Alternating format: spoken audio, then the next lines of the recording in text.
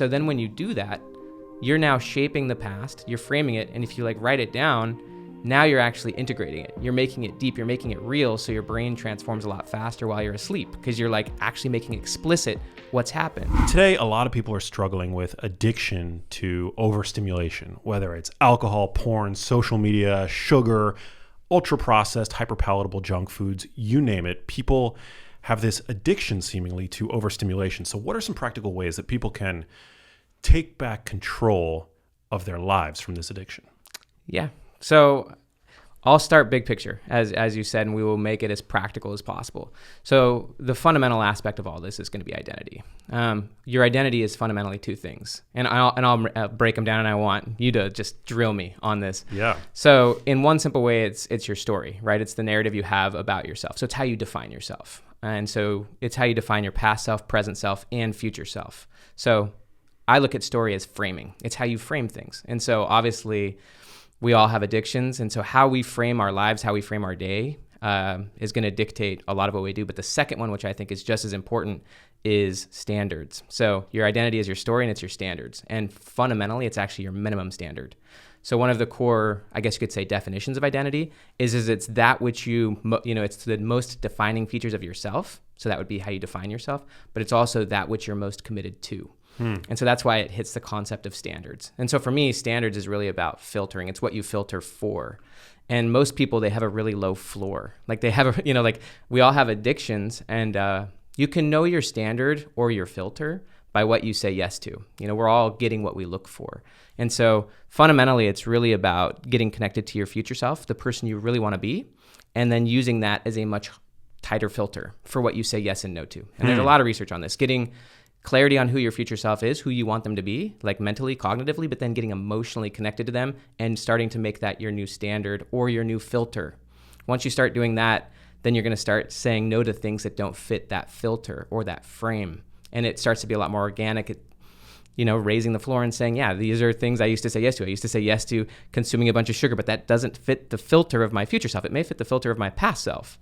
But it's about really raising the floor on that filter and having a much tighter filter at what you say yes and no to. Fascinating. How do we better visualize that future version of ourselves that we aspire to? Like, what if people don't know what that future version of themselves looks like? Most people don't. So, and there's a lot of research on this. Dr. Daniel Gilbert's a Harvard psychologist, been studying this for decades, and a lot of people have been studying it. So I think one thing that's super fundamental for anyone to understand, and it's very counterintuitive, is that psychologically time is not linear or sequential. I'm talking psychologically. A lot of people think that the past is behind us. I can't really change my past. I can't change who I was. I might be still mad at my past self. Who I am now is who I really am, and my future self is up ahead. I don't really know it. And so fundamentally, and this is kind of a mind flip. So it takes a minute to get used to it, but psychologically, it's more accurate to say that the present shapes the meaning of the past than to say that the past shapes the meaning of the present. So memory is a reconstruction. So I'm always reconstructing my past from my present. And so this is really freeing because I can also have a lot of power in framing it, right? I get to frame it, but also I get to filter it. I get to decide what my past means and how I look at it. So as an example, I can look at who I am today and compare myself, and I invite you to even think about this. Compare myself to who I was a year ago. Are you the exact same person you were 12 months ago? Think about it. Just go back to it. Think back to, you could even go back 10 years if you want, which is even more dramatic, but go back to 2013 for a minute.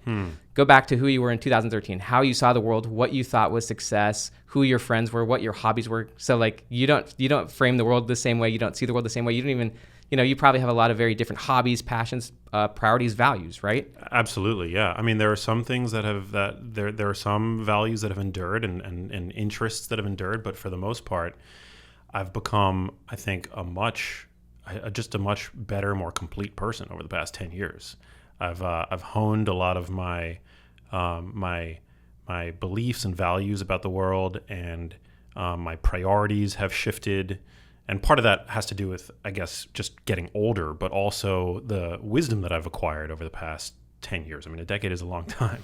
It is. So the reason you asked me a question about future self, and I'm immediately going to past self, and there's a reason for this. So we can see that you have a difference between your current and your past self. 10 years ago. I asked you before that 1 year ago. So think about who you were 12 months ago. Go back, if you can, as much as you can, to September of 2022, as we're filming this in September of 2023, and think about what are some of the fundamental ways you're different from who you were a year ago. What do you now know that you didn't know? What things have you learned that you didn't know back then? What things are now possible that maybe your year ago self would have never even considered to be possible? Just off the cuff, what comes to mind? Yeah, well, I've really upped my fitness game over the past year, which is kind of a weird thing even to hear leaving my lips, because I've been into fitness and nutrition my entire life. For as long as I've been an adult, I've been into fitness, but I've really dialed it up over the past year. And I think I've gained a new level of mastery over my fitness, which feels great, feels very empowering.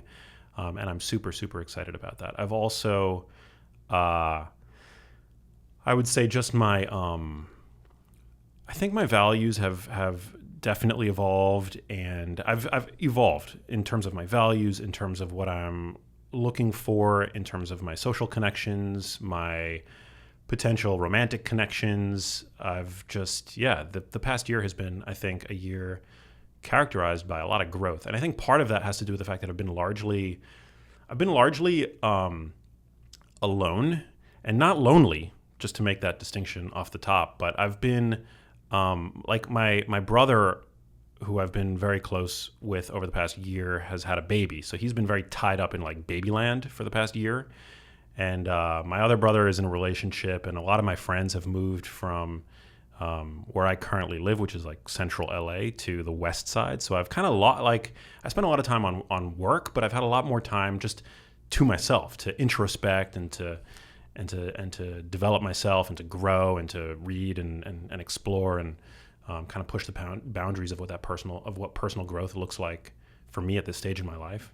So, hugely important. Yeah, it's been a really cool year. So I'm going to ask you two more frames. And again, it's all about how you frame it, but also what you filter for. You get what you're looking for. So I'm just inviting you to look back on the last, as a frame, a 12-month reference, and looking for various ways in which you're different from your past self. Yeah. I'm going to give you two more filters in a second, but one just super important kind of component of all this. As I said, like, we're going to get to future self and about how you actually get connected to your future self.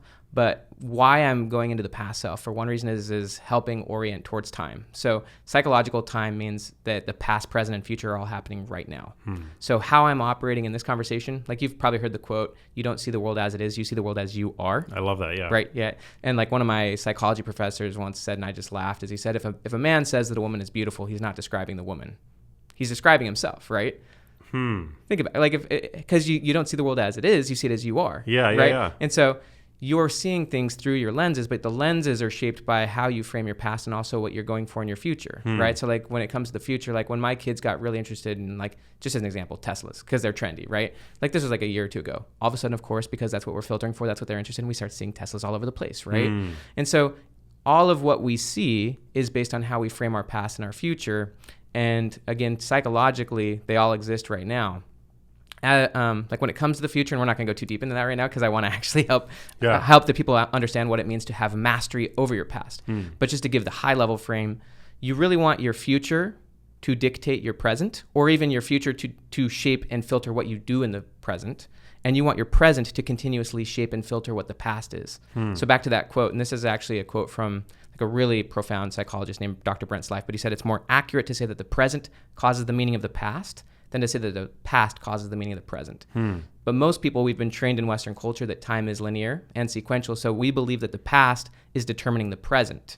That who I was in the past is a domino and it's knocking over, and if I want to understand who I am right now, or you, I've got to look back to the past.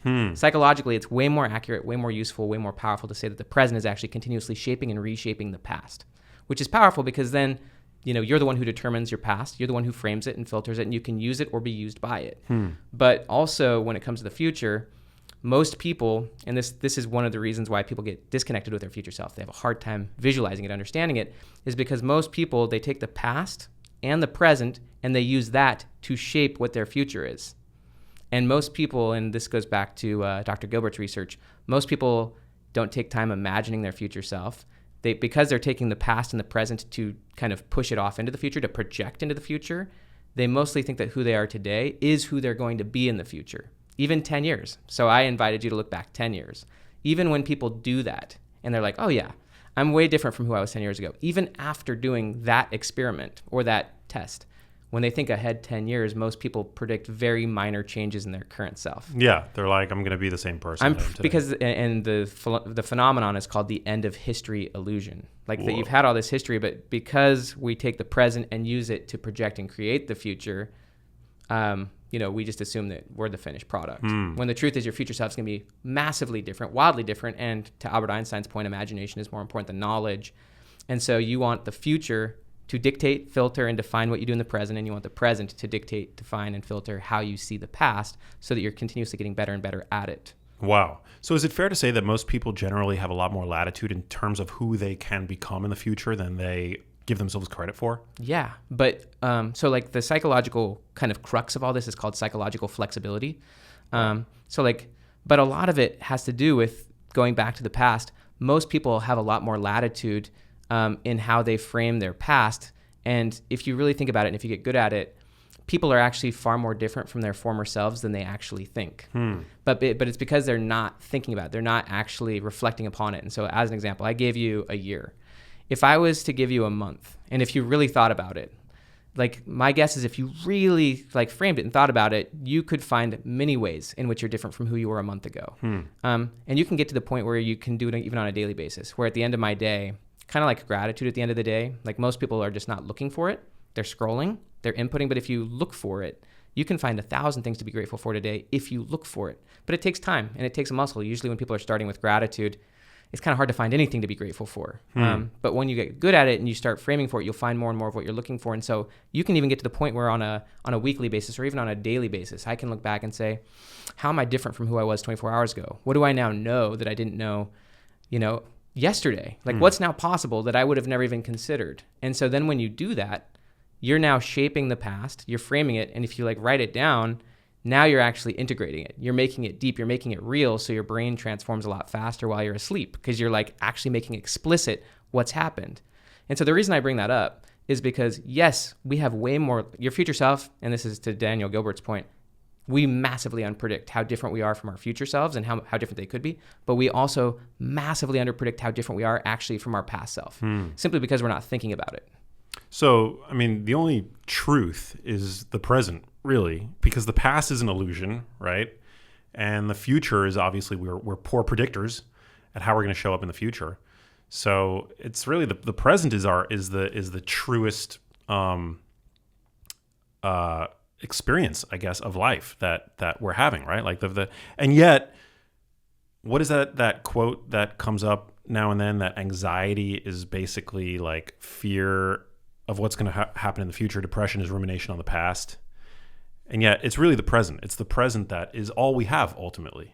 Well, I'll hopefully flip that upside down a minute, because what Gilbert said, and again, this is to the point of all this, he said that who you are in the present moment is as fleeting as the present moment.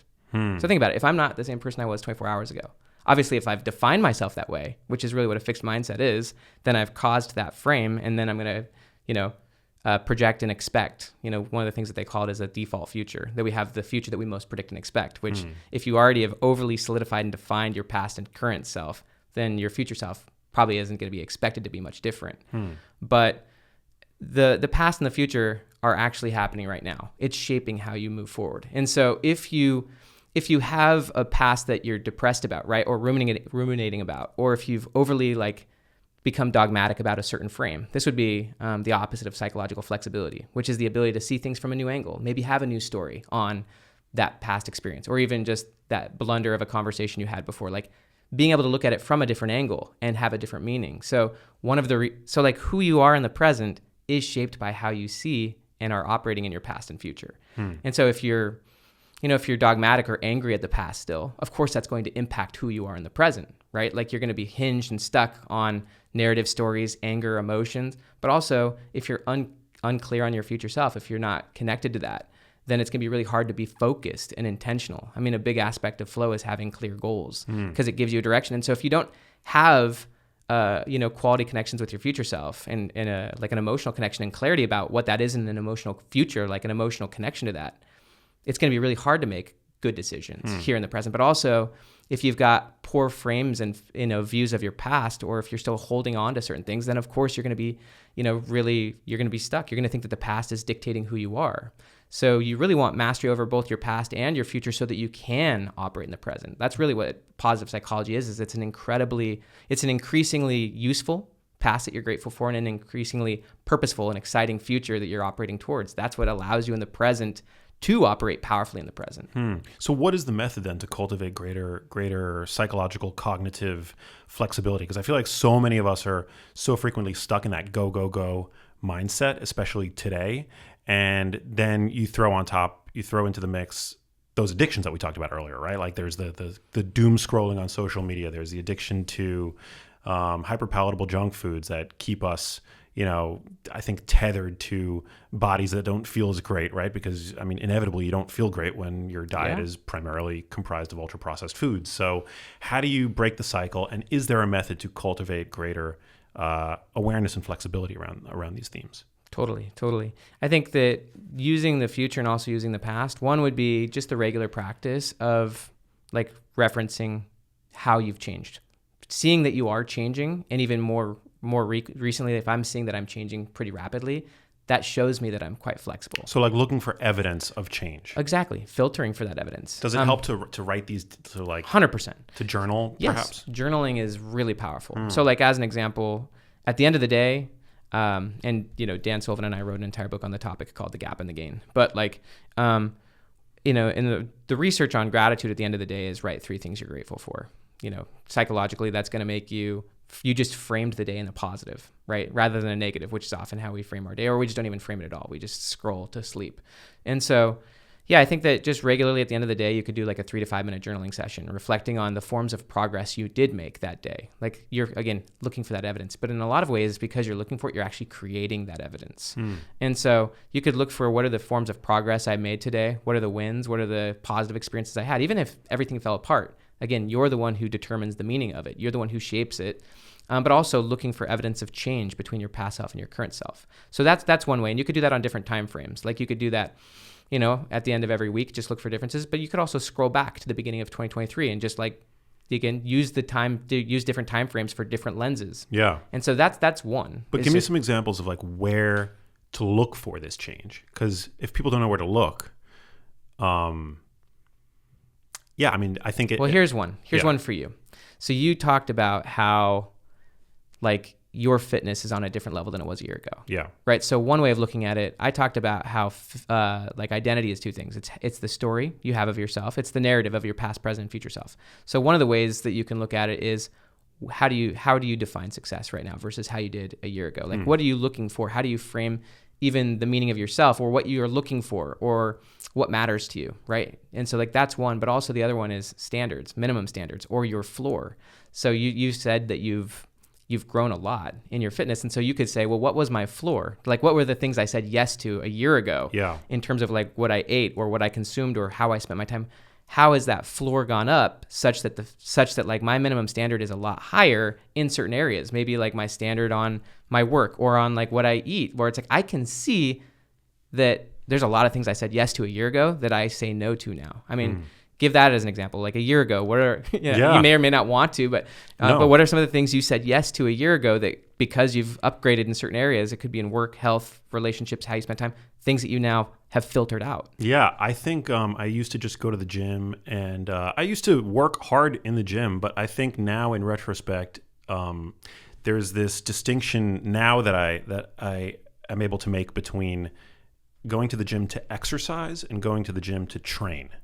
And so I would go to the gym and I would kind of do a couple of exercises and I would put in a solid 9 out of 10, 10 out of 10 effort, but there was no real plan. And so you were not as purposeful. I was not as purposeful. Yeah. And also probably because I didn't really have a goal other than just to go and have a workout, which is exercise essentially. But it's not deliberate practice though.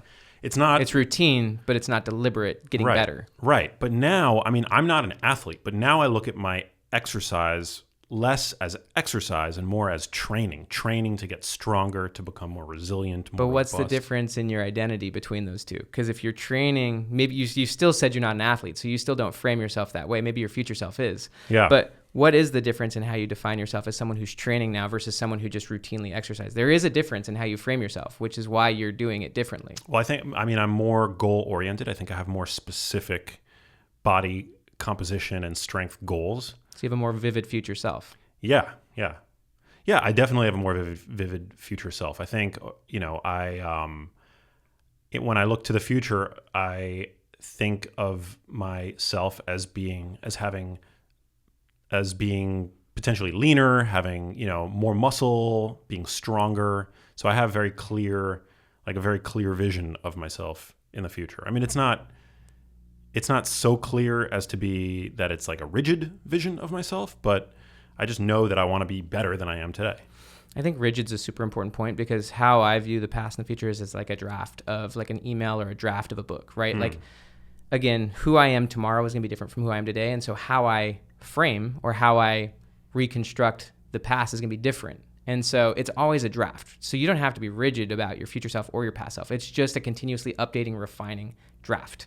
And so it just keeps getting better and better. Yeah. A different question you could ask yourself is this, which I think is really interesting, is if you went back to the beginning of 2023, and we will go to future self, like as much as you want. I just think that most people don't have any form of mastery over their past, and recognizing how different they could be. And it's an incredibly helpful component of psychological flexibility to continuously recognize, appreciate, and in a weird way, create changes between your current and your past self. You create them by filtering it, looking for it, and then honestly writing it down, making it explicit, and then you sleep on it, and your brain starts to form in that direction. But here's a really interesting frame: is go back to the beginning of 2023, beginning of the year.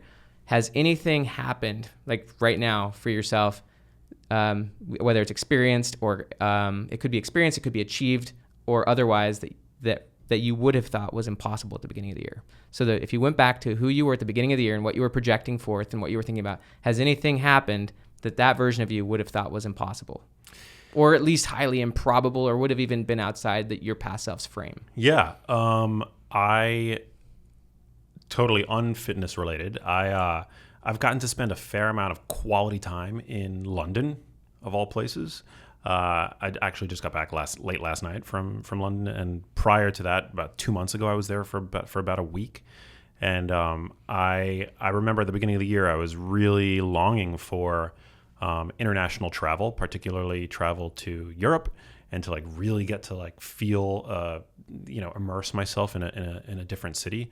Because, and I talked about this on the podcast in the past, I was starting to have this routine feeling of like Groundhog Day. Like every day had just become so routine. And part of that was like coming out of the pandemic, there was travel was limited, events hadn't, the world was was still a bit locked down, 2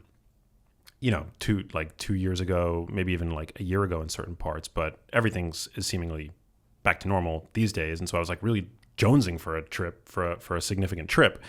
And I never would have anticipated getting to like go to London, getting to the feeling of immersion that I've felt and experienced, and ultimately loving that city as much as I have, and like integrating parts of my experience to my life. Like I fell in love with the full English breakfast, and I've been like eating that almost every day, pretty much. That's awesome. So yeah, I never would have anticipated that, and yet that has become my reality, and it's changed me. I feel like now, what are we in September? So 9 months later, I feel like I'm a much more. I feel like this past year has been, that's added to the growth. I feel much more of a global citizen, much more kind of familiar with another city. Like I've added another city to my repertoire and vernacular.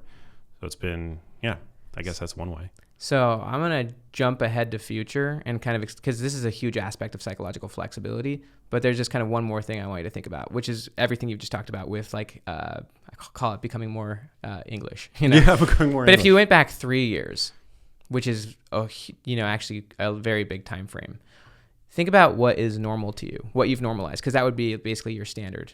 So think about what you've literally normalized as your life that 3 years ago would have been inconceivable.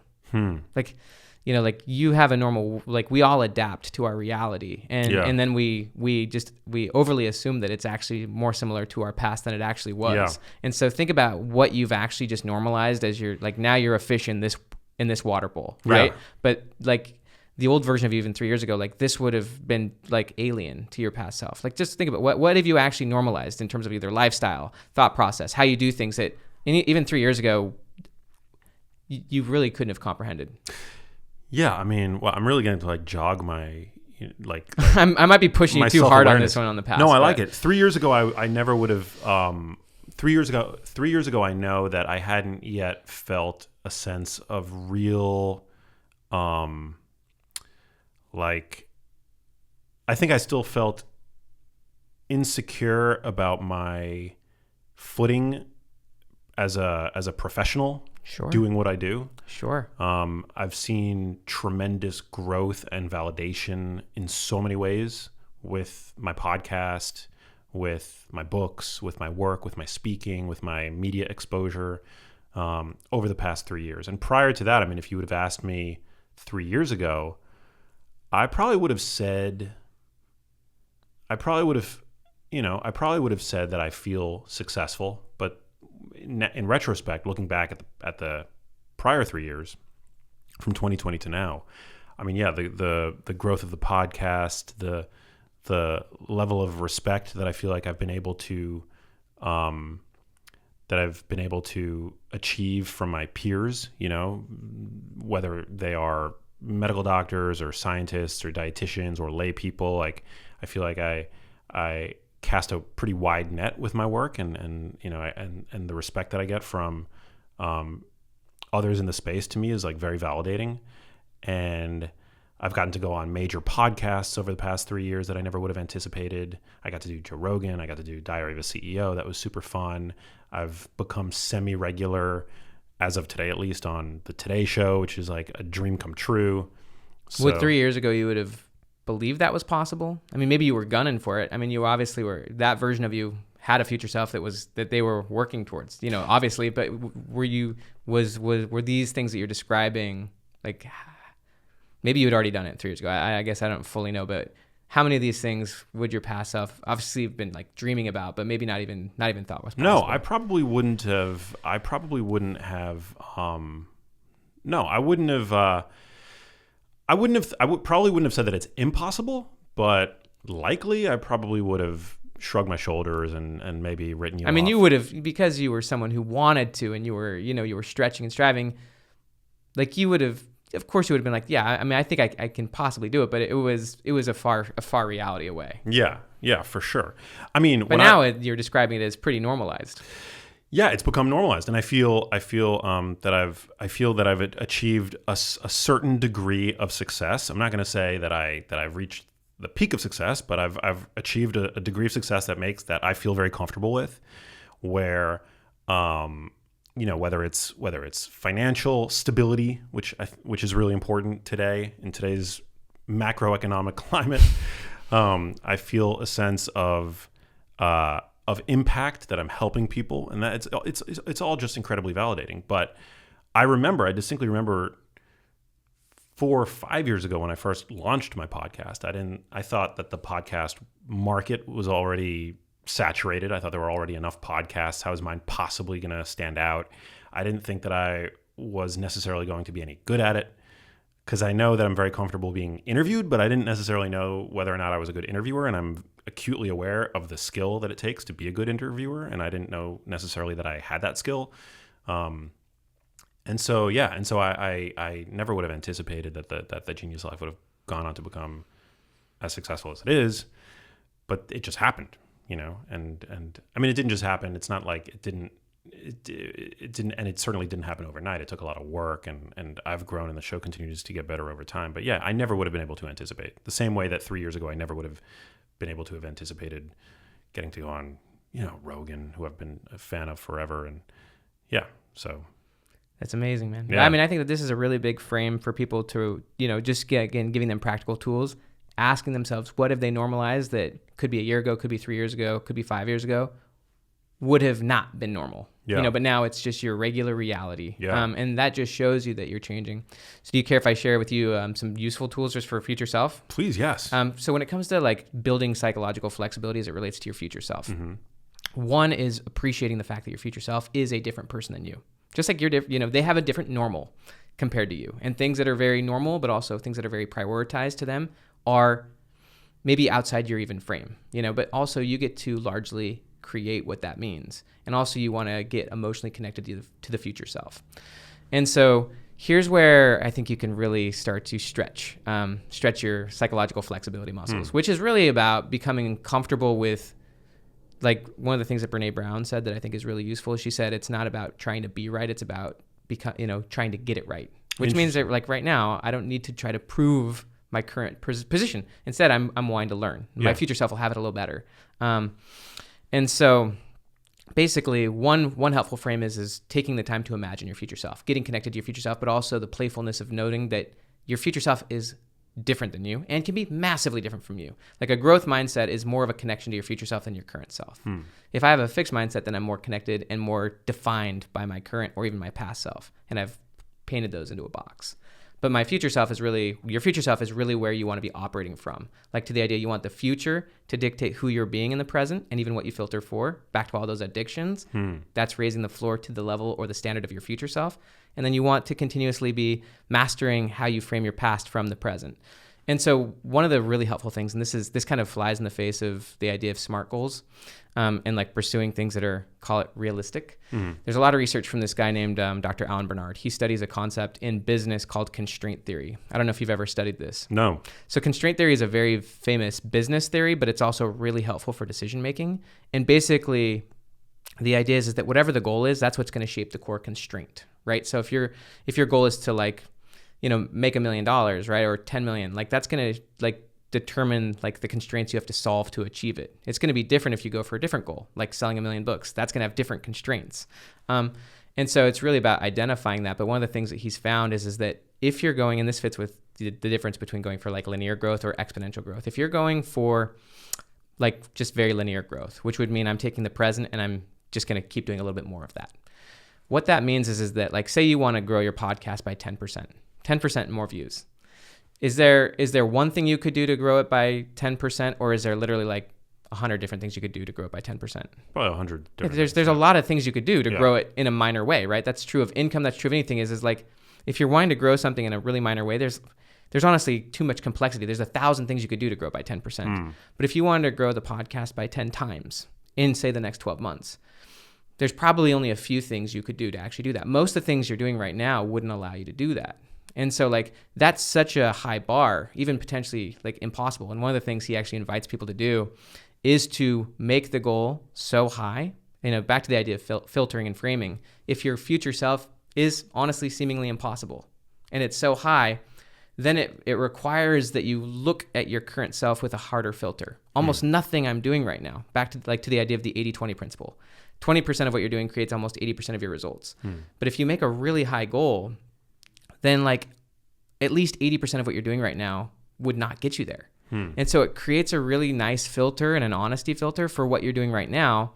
And to the idea of psychological flexibility, if you actually apply the filter, like, you make your goal seemingly impossible and you realize, okay, almost nothing I'm doing right now would get me there. And I don't even know how to get there. That's actually one of the benefits, is if you make the goal so big that you don't know how to get there, then you're no longer operating from your past assumptions. I just admittedly don't know how to do it, but then I can start looking for new ways. That's going to create flexibility. I'm looking for new possibilities. I'm asking new questions. I'm not operating from my past assumptions. I'm searching for new things, but also to the idea of filtering, being really honest that almost everything I'm doing right now is not, it doesn't have that, huge upside. Almost everything I'm doing right now is the 80% of things that got me here, but won't get me there. And so when you start actually applying the filter, you start saying no to the things that don't meet the future self filter. You use that as the filter for what you do in the present. Even just saying, you don't have to do it all at once. Yeah. But when you start raising the floor and just going deeper into the few things that really matter, those 20% things, and you start letting go of some of the things that you used to say yes to, maybe the busyness of, answering your own email and getting an assistant, or honestly letting go of some of those addictions because they don't meet the filter. They don't meet the new identity filter. Just by letting go of little things, you are massively stretching your psychological flexibility, because now you're trying things that are not as predictable. You stick with the old identity in your habits. They're pretty, I know what to expect if I'm going to sit on social media for 3 hours, because I've done it 1,000 times. And so but if I say no to that, now I have to deal emotionally with, okay, what's going to happen if I don't do that? And so that is gorgeous. It's so good for your psychological flexibility to begin operating from the filter, a much higher filter, and trying new things and letting go of the stuff that Mm-hmm. resonate with the person you're now wanting to become. Yeah, and it's counterintuitive because like people think that picking a goal that's so seemingly out of reach is going to be more difficult, but that's actually the premise. It simplifies the heck out of it when you go for a higher goal. Yeah, and it forces a clean slate, right? It forces you to actually come up with a plan as opposed to just doing what you've been doing, which has led to the linear growth. But linear growth is certainly not as exciting as exponential growth, and that's kind of the premise of your new book, right? 10x is easier than 2x. Yeah. Amazing. Yeah, I mean that is the premise is that when you go for something 10x, almost nothing's going to get you there. And so it forces you to find the few things that will. And that's the idea of the 80-20. If you're going for 2x growth, and this is a model that Dan made, Dan Sullivan, who I co-authored the book with, but if you're going for 2x growth in anything, then what that means is you can keep 80% of who you are, because 2x is very linear. It's, again, operating from the present into the future. That's what most people do rather than letting the future operate on the present. And so when you make the future really big, just using it as a frame, then almost so the idea is if you're going for 2x, you can keep 80% of what you're doing. If you want to double the podcast, almost everything you're doing right now is going to get you there. You just got to tweak it by 20%. So you got to change 20%, maybe refine this, maybe a little bit different guests, maybe change this and that. You got to change it a little bit, maybe work a little harder, crank out a few more episodes or less, who knows. But you got to tweak it a little bit. But most of what you're doing right now is going to get you to 2x, which is meaning it's very linear. But if you're going to go for 10x, you're going to, just fundamentally, you're going to have to get really good, call it 10 times better at the core. And that's going to make you 10 times different as well. But 80% of what you're now doing won't be relevant at that. And so 80% represents what got you here and won't get you there, even if it's really good. If you're using the filter, like the future is the filter, even a lot of the phenomenal things that have gotten you here end up going into that 80% that you strip away. That's your past self. I can give you an example or two if you want. Yeah. So please. As an example, and by the way, Michelangelo, the sculptor, is kind of like the core example in this book. What a lot of people don't know is that when he was 17 years old, his mentor died. Lorenzo, I'm going to mess it up, de Medici or whatever. Yeah. His mentor died, and he had to go back and live with his dad. And his dad didn't want him to be an artist, but he had lived in the Medici palace essentially. And again, I'm so sorry for those who speak Italian and stuff like that. You know what I mean? I spent, but anyways, the main thing is he had to go back with his dad, and he had done some sculpting, but never anything like 3D, nothing like life size. But he really with his mentor dying, he wanted to do a big project. He wanted to do something he had never done before. And so he really wanted to do a 9-foot life-size Hercules, his first real attempt at something massive. And he wanted to do it to kind of commemorate his mentor. He actually had to take some massive risks to do this. One is he had some money that he had gotten by living in the palace. And so he spent his 5 florins on this big block of marble that had just been sitting in some courtyard for a while. He told his dad that it was commissioned, and so because his dad didn't want him to do it, but he's like, hey, I've got someone who's going to be paying me to do this, but also he had never done something life-size, and he also really wanted to understand the human body. And so he would sneak into the morgues of a church, and he would at night literally open up the cadavers and start dissecting them. Wow. And so he really wanted to open them, and he wanted to understand the human body because he was sculpting it. And he did this, and he could have gotten killed. The sentence for that, if he had been caught, definitely prison. Maybe he could have been sentenced. But Michelangelo was a freak.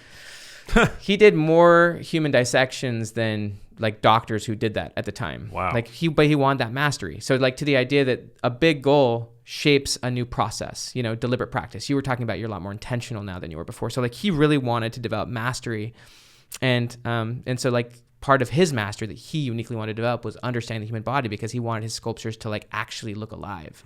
So he did that first statue, and obviously it was better than anything he'd ever done. But when you compare it to 4 years later when he does the Pieta, do you know what the Pieta is? No. So it's in St. Peter's Basilica. He did that project. That was a quote unquote 10x for him. It changed him. It changed his identity. It changed his capability, because he went so deep creating a project he had never done before. Wow. And also he was able to sell it for $100,000. These things change your identity, because now you've just watched yourself do something you didn't know you could do. He's now watched himself do a life-size statue. He now understands human anatomy fundamentally different than he did a year ago. And now he's just sold his piece for 100 florins, which is a decent amount of money. And now more people are interested in his work. So obviously he's not the same as he was the year ago, but he had to go really deep. But just to kind of fast forward him a little bit, he ends up going down to Rome, does a few projects, one of them being what's called the Pieta, which is the Virgin Mary holding Christ, like after he was crucified. And like, this is considered one of the top masterpieces of all time. That then leads him to ultimately doing the David, the 17-foot statue. He does the David, spends 4 years on it. Again, it's beyond anything he'd ever done, beyond anything he'd ever tried. And I think that this is really important is that like we should be trying things that are moonshots. They're moonshots. Like we should be punching way above our weight, or swimming in water. Like that's like, we don't know if we can swim in it. Like, but like, so like that's going to really force you to like develop mastery, but also weed out, you're gonna have to get a really high floor. His floor or his standard for what he did went so high, and what he created opened up such unique opportunities. After the David, the Pope wanted him to come down and make his tomb. And ultimately that led to him painting the Sistine Chapel. But here's kind of the main point is that the Pope asked him, what's the secret of the genius, right, of the David that you made? And he said, well, I just took away everything that was not the David, and because his standard was so high, he had to strip away, he stripped away all that other marble, but he was saying I was stripping away everything that was not the David. And so how I look at it is I look at your quote unquote 10x future self as the David, and that you've got to strip away whatever is not the David, which in this case, if it's a really high bar, if it's a really high standard, it's going to be 80% of what got you here. It's a really high filter. So like, do you care if I give an example of myself? No, I would love to. And I mean, I want you to think about this too, and anyone who's listening, but it's a fantastic operating system, but it's also, it's not for the faint of heart. Let's just say that, but it does make life easier because it is simpler. So me as an example, when I was a first year in my PhD program, so this was back in 2015, my wife and I had just become foster parents of 3 kids. I'm in the first year of my PhD program, but my quote unquote David, right? My next level future self. And I look at 10X more as qualitative than quantitative. Like I would compare it to like going from crawling to walking, right? 2X would be like, how can I crawl faster, right? 10X is the transformation. What's walking? Because once you can walk, now all of a sudden there's so many more potentials, right? It's kind of like when the like transportation industry went from horse and buggy to car. That's a qualitative change. We're still in transportation, but as a car, now all of a sudden the possibilities are very different than if you're, on a horse and buggy. So like that's kind of 10X. It's a transformation that opens up all sorts of new possibilities. So my David, when I was in my PhD program, was I wanted a 6-figure book deal with one of the major publishers. And I had written an ebook and didn't know anything about that world. So I'd written a little book and tried to reach out to agents to get a publisher. And they're like, well, what's your website? Had no website. Like, what's your email list? Like, what's your social media? I had no platform. I didn't even know what that meant. But now I was facing the hard realities of like, okay, to get to that level, there's a very specific, call it 20%. There's a few things I've got to get really good at. I learned that to get a 6-figure book deal, I had to have ballpark 100,000 email subscribers, right? So this shaped my process, deliberate practice, similar to you training in the gym, right? When you have a really high standard and a clear bar, it really shapes most things won't get you to a 6-figure book deal. Right. Most things that people are doing are noise if that's their goal. Right. Right. And so the signal, you got to get really good at the signal. So anyways, the only reason I say all this is I did do that. I know it led me to blogging, building a huge email list, and I quote unquote got to the David, right? Wow. But once you're there, you're now a different person. You've normalized a different reality just like you did.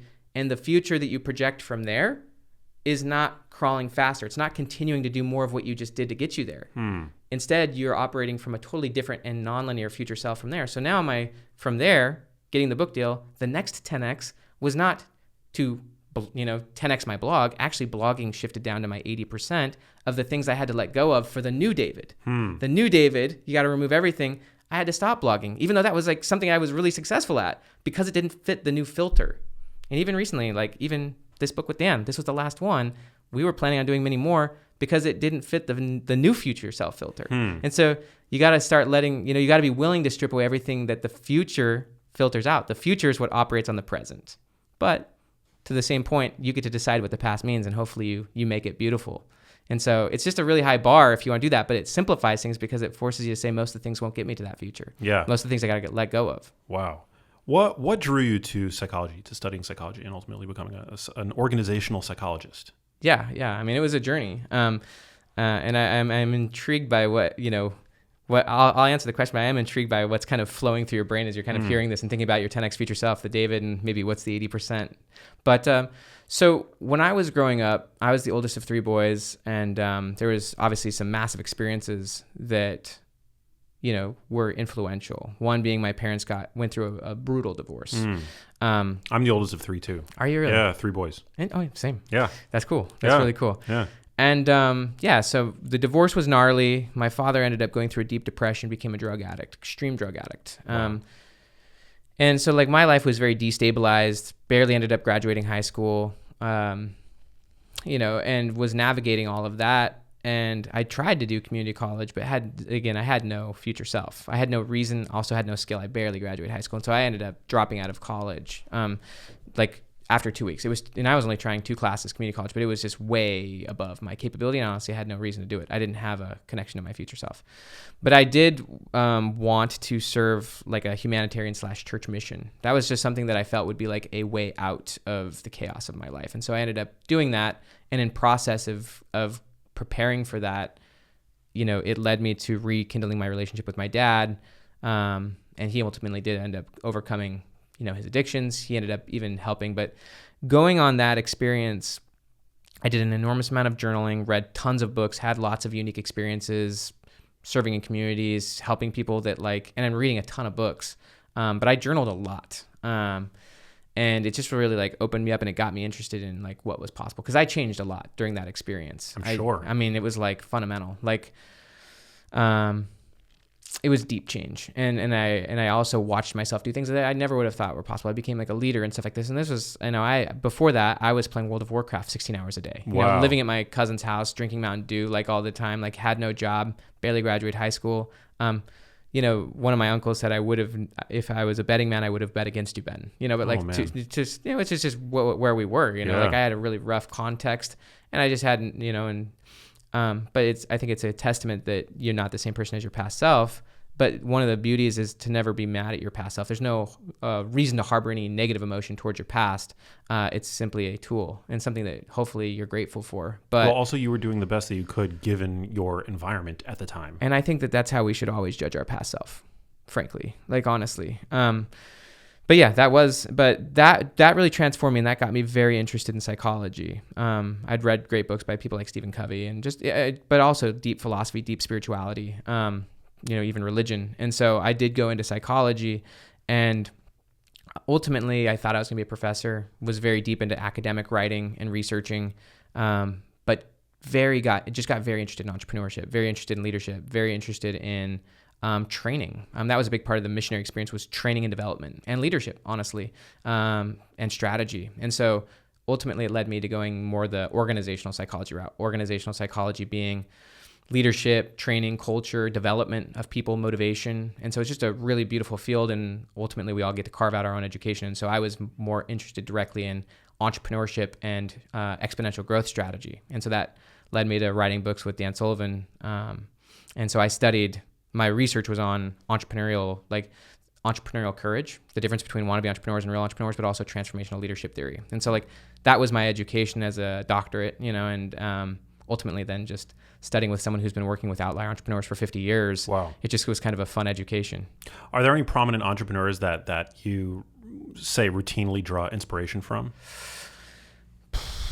Of course, everything has kind of recency bias, but this week since I've been chilling here in LA, I listened to the entire brand new Elon Musk, Walter Isaacson, which just came out this week. So I just listened to that whole thing. I think he's obviously interesting.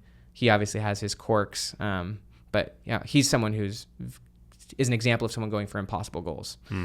Someone who is definitely purpose driven. I don't know how, if you study him, I would say he hasn't developed as much mastery over his past. He still has a lot of unresolved demons. But he's not perfect. None of us are. He's kind of an anti-hero, but I do have tremendous respect. Yeah, for I wouldn't him. call him my hero. Yeah.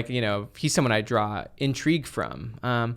I draw intrigue from I like studying athletes or artists. I'm really, really deep into Einstein right now. I'm writing a book on time relativity. Wow. It's called How to Stretch Time. And so I draw intrigue from nonlinear sources. It's not always entrepreneurs, even though I think entrepreneurs are interesting. I don't study entrepreneurs specifically as people to draw inspiration. I think that it's a great vehicle for applying impossible thinking and strategy and psychological flexibility. Yeah, but arguably prominent people in any field, there is an entrepreneur. There likely has to be an entrepreneurial spirit present, right? To There's going to be purpose and, Yeah. and an altered identity that you're moving towards. otherwise And they wouldn't stand out, right? I mean, there Very true. are plenty of academics out there, right? I mean, And there's plenty of academics who operate nearly as entrepreneurs, and they're the ones that stick out. like, They're the willing. such as yourself. Sure. Yeah. It could even Daniel Gilbert, who I describe, or others, even Huberman as an example. He's very much an academic who operates as an entrepreneur. Yeah. And there are so many academics that are the opposite, that are on social media, just total NPCs. Yeah. Basically using the gift that is social media to tear down others. Very true. huge, Yeah. I mean, that's what they huge filter issue. for. Yeah. That shows kind of their objective and honestly their purpose as well. Yeah, it's very sad. It's very sad. I mean, I pity them more than anything else, but it's amazing what you're doing. And the work that you've put out and the advocacy that you're doing, it's super impressive stuff. Thank you, man. Yeah. So what is next for you? I mean, you have this book out, which is incredible, and I think people should definitely go and check it out. 10x is easier than 2x. But like, what is your day-to-day like? I mean, I have 6 kids. 6 kids? Yeah, you didn't know that, but No. I mean, I had 6 kids. So during my PhD program, we had 3 foster kids. Right, I spent 3 years adopting those kids. It was a gnarly battle. We did adopt them, and a month later, my wife got pregnant via in vitro. We had tried multiple times, but so in 2018, we went from 0 to 5. We adopted the 3 and had twins. Our taxes went from 0 kids to 5 No kids. way. And that's the year we moved to Florida. That was also the year my first book, Willpower Doesn't Work, came out. Wow. So, I mean, we live in Orlando. I've got 6 kids, ages 16 to 3. And Busy man. That's insane, Is that was having twins the result of IVF? Because we learned about that recently. They usually will implant more than one embryo. We wanted to go for it. And then you usually implant a few if you want. It depends on the person. Yeah. But it increases the rate that you'll get 1. It does also increase the rate that you might get 2. Right. But, none of them have perfect, efficacy. So if you want to ensure high chances of getting 1, go for 2. But there's also a risk if you don't want it that you might actually get 2. You said you wanted to, right? We were down for that. I mean, we were open for that. We were, we had been trying for a while, and there was no guarantee we were going to get those other 3 kids. And so we were committed to that. We were working toward it, but we were also operating towards other plans as well. And we were fine if it all came together, but it just came together extremely fast. Wow. The adoption, various laws in South Carolina where we were living. I was doing my PhD in Clemson. We had an amazing attorney, and so various laws changed around foster care and adoption right then because of our attorney. We had a really great attorney who was changing things at the legal level, but that happened just right around the same time. And it's cliche. It could have been also my wife's psychological state. They say sometimes after you've adopted, you might get pregnant, and that happens. Is that what they say? Sometimes it happens. It can happen, but she. It worked. And I wonder the science there. Like maybe that there is a hormonal shift, regardless of the fact that it's cliche not your to say biological that children. if people have been working to get pregnant and they've had a hard time, it's not always, but just often when someone adopts, then all of a sudden, bang, they finally get pregnant. There's something to it. A lot of times, a lot of people say, well, maybe the woman's not as stressed or worried. I don't really know, but it all happened basically at the same time. And so we ended up having those twins. Yeah. So to your point, I'm writing my new book, How to Stretch Time, spending a lot of time with my kids. I'd come sometimes and have conversations with really interesting people like you. I do a lot of leadership training. Actually, with a lot of these ideas, I train companies that are doing hundreds of millions or even more, and help them operate from these principles. Wow. A lot of them, even companies that are doing hundreds of millions or even billions in revenue, are operating from past premises, past assumptions, and then using the language of the book, they're very, very, very 2x, meaning they're taking the present and letting that be the filter for their future, rather than taking a really big future and letting that be a hard filter for their present, and really weeding out the 80% that got them here and getting really good. It's very similar to the book Good to Great, where he talks about I would say that the 80% for a lot of big businesses or even people is good, but if you want to be great, you've got to focus on quality, not quantity. And so you've got to get really good towards a very high bar, and so that requires you do less but better. I mean, this is one of the key components of 10x versus 2x is you have to do less. The subtitle is How World-Class Entrepreneurs Achieve More by Doing Less, but you have to do less to much higher effect. Doing a few things at world-class levels to great levels and letting go of the good and then doing that again and again and again. And if anyone looks at their life, they'll see that pattern. Who's made big jumps, they had to let go of a lot, and they really got focused and became excellent at something. But then they acquired a new life. And so, it's an invitation. Do you want to do that again? Let the future get you deep into a new level of commitment. Yeah, well, there's a really, I think, powerful training analogy to be made there, where you want to the key to progressive overload is to chronically give your muscles new and greater challenges to adapt to. And amazing. And so keeping the intensity up when you're lifting is really important. Intensity is probably the most important variable there. I love that. And in order to achieve the necessary intensity to continually adapt, oftentimes what it takes is stripping away volume, because what a lot of people will do is they'll add what's called junk volume. Yeah, I call that cheap flow versus deep flow.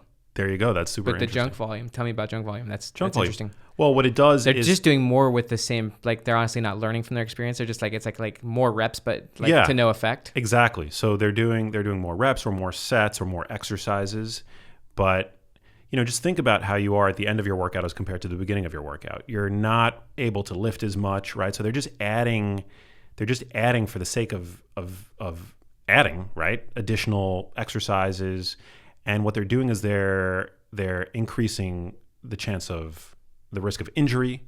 They're increasing fatigue, but they're not actually increasing the stimulus, right? The stimulus comes from the more intense lifts that you were probably more likely able to do earlier on in your workout. So sometimes what it takes is, stripping away that junk volume. And a lot of experienced lifters, like I've talked about this on the podcast with my friend who's a 20-year personal trainer, Sal DiStefano, who talks about the fact that sometimes for an experienced lifter, it's completely counterintuitive, but it works, is by stripping away the volume, you see increased gains. And so It's just like a perfect analogy, right? Yeah, totally. I mean, I see this in every domain. So Dr. Bernard, he's the one who talks about constraint theory. He's been studying this deeply. He has a beautiful model for the 4 ways that people waste time, or organizations. One of them is that they continue to do the wrong things. So in my way of describing that, the wrong things would be they continue to do the 80% of things that got them here, but honestly don't meet the new filter. So they're doing things. It's kind of like they're doing more reps, right? Yeah. But they're doing the 80% of reps that are not in, like they're not getting like the stimulus, as you're saying. They're doing things that have either no effect or maybe be taking them backwards at this point now, or very little effect, but they continue to do those week after week after week. Yeah. The second way that people waste time is that they're not doing the right things. And so to his point, one of the most effective ways of finding the right things is scaling your goals so high that you find the few things that would get you there. And many things will get you to 10% or to 2x, but very few would get you to, in this case, 10x or an impossible goal. And so having your goals scaled up that high will help you find those few right things with huge stimulus, right? Wow, yeah. And so people continue to do the wrong things. They're not doing the right things. Or the third one is that they're doing the right things, but in the wrong way. So this would be like they're multitasking, or like it's one of the 50 things on their to-do list today. Rather than doing deep flow or deep work, doing one thing really well today, it's one of the 3 or 4 or 5 different things that they have scheduled on their to-do list. And so they're just not doing it well, and they're not getting better at it. They're not deliberately practicing. They're not getting really good at it. Like you're training differently. And then the fourth. So the first is they're doing the wrong things. Second, not doing the right things. Third, they're doing the right things, but in the wrong way. Fourth is that they're not learning from their experience. And so they're repeating errors 1, 2, and 3 over and over and over again. So this would be like week after week, month after month. They're still doing those habits. They're doing those things that aren't progressing them towards their goal. Wow. It's like volume. They're going to the gym and working out, but honestly, they're not getting any better. They may actually be getting worse over time. Or they're not finding those new effective pathways towards a goal. They're not actually training. They're just doing it. Or they're not getting better at it. They're not doing the right thing deeper and deeper in the right way, thus developing mastery. And so they're just not learning. That's the model of the 4 ways people waste their time. The 4 ways people waste their time. What was the psychological equivalent of junk volume? Was it shallow work? I call it is deep. This is just my own kind of thought process. I talk about deep flow or cheap flow. Deep flow or cheap flow. You can get into a flow state by going to the gym and voluming out. You know what I mean? But like, is it actually making a difference? Whereas deep flow requires transformation. Like one of my favorite books is called Catching the Big Fish. It's all about how our conscious mind is like the ocean, and if you're up at the surface, then is all you can see is small fish. And so it takes going really, really deep to find big fish being like, big transformations, big changes. Maybe those big fish may be letting go of uprooting a massive trauma from your past, but it could be also like seeing a massively new opportunity. Or if you're so busy, right, your mind and your attention is like tabs on a computer. If you're so busy doing all that junk volume, whatever that is in your life, it could be, doing the 50 things in your day, right? The 20 things on your to-do list, that's junk volume. Yeah. If you're so busy on that and you're quote unquote filtering for that, then you can't be catching the big fish because you haven't created the space and you're not going deep, getting really good at what you do, or opening your mind to new opportunities. And so cheap flow is just feeling successful or feeling good doing volume on stuff that's not moving you forward. You know, it's like, yeah, like you may feel good because you just did a lot of stuff, but honestly, it was all noise. It was all in that 80%. So deep flow is like you are actually doing stuff that's a high level of mastery that's ultimately got efficacy towards your next David, right? It's like it's transforming you. You're becoming your new level self, which is going to look you're fundamentally different, and it's going to open up things with way bigger leverage, right? It's the equivalent of going from crawling to walking. Deep, cheap flow is just learning how to like crawl faster, right? But the deep flow is transforming to the next version, which is where you're now walking compared to your former self, and now you're in a new atmosphere. You're doing, you're operating in a different way. But that requires deep work. That requires deep transformation. And when you do it, you open up a very different world. Like just as an example with this book, from those two books, one to the other. The requirement to write 10x is easier than 2x versus Be Your Future Self Now, totally different games. Like, using Michelangelo, this would be like the Hercules. This is like the David, hopefully. but like, why I say that is like the standard of that Future Self book was way lower for me. And as a result, I had to get new people to help me get it to the next level. And I had to go way deeper in terms of my own thinking skill to write that other book. But by going deep, by going through that transformation, now it's kind of like there's insane new doors, new opportunities that are nonlinear and fundamentally in a completely different world than the other book provided. Because of the level of depth, because of the level of hopefully quality, at least compared to my other work, not compared to anyone else's, but like now all of a sudden it opens up stuff that would have been like inconceivable from the past work. So that's just the idea that when you do go deep, the 10x becomes possible. It probably also requires a bit of metacognition to be able to identify to be able to identify, especially when you're like in it, right? When you're doing it, what work is deep versus what work is cheap. And it's been really helpful for me to cultivate in the gym that awareness, which I now have, where, at about 45 minutes to an hour into my workout, I start questioning whether or not what I'm doing am I just doing it because I'm enjoying doing it, which is fine, right? Sure. Or am I doing it because I'm under the false impression that this is actually providing a stimulus, whereas the reality is we're just adding fatigue, adding damage, adding essentially junk volume. So I have that awareness now. I have that like inner monologue, Yeah, you've got a much cleaner knowledge base, awareness, and filters for the choices you're making. Yeah. Whether it's to the type of fitness you're doing, the food you're eating, you're a lot more thoughtful and filtered about it. Yeah. So sometimes like an hour into the workout, I've had an amazing workout. I'm tired. I'm like ready to go home. And then I debate with myself, should I go do like, something else, maybe some abs? And then I ask myself in that moment, do I have the energy to really put in the required intensity that is going to actually lead to a stimulus? Or is this all just like junk volume, And if I feel like I have the energy, then I'll go and do it, so that I know that, if I have the sense that it's not going to be just junk volume compounding fatigue, then I go and do it. But then sometimes I just go, you know what? I think I'm tapped out. Like I'm just going to go home. And I don't feel bad about that. I don't feel like I've had any less of a workout. In fact, I feel like by cutting it off at the appropriate time, it's a lot wiser. Yeah, because I'm going to have more energy, at least hypothetically, tomorrow to go back and give it my all tomorrow. So I feel like being able to cultivate that I guess kind of meta awareness. It's about meta awareness for sure. It's also, I would say, I like the quote, even though it's probably not accurate, is how you're doing one thing is how you do all things. I love that quote. And so the only reason I say that is that to me, it's a huge evidence that your minimum standard or your floor in what you say yes to, right, is higher in all things. And so you're focused on quality. Like that, like if I'm going to do it, if I'm going to do this rep, this set, like it's not like you have to be perfect, but you're going to make sure that you're doing more and more of the right thing, and you're less justified doing something just because it may be decent. Yeah. You're a lot more filtered. You have a lot higher sense of quality about what you do. And so that represents like probably how you approach all things now. Like with a much higher sense of quality over quantity. Intention. Indeed. Yeah. Intention. Like, don't do things just for the sake of doing them. Do them with intention. Yeah.